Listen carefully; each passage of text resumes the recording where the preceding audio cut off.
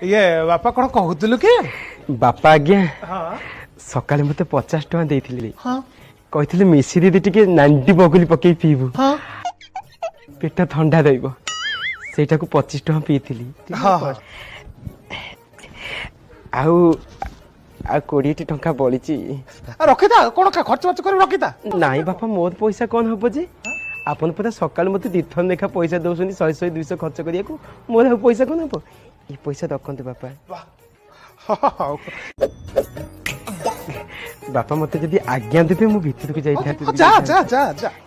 ନାଇଁ ବାପା ଆପଣ ଆଜ୍ଞା ଦିଅନ୍ତୁ जा आज्ञा देली आज्ञा जा जा जा जा जा जा जा दैट इज कॉल्ड संस्कार अरे भगवान मते दीटा जिंस देइछथि गोटे सुंदरी माइके ना आ गोटे मो पुओ सात भरी सुना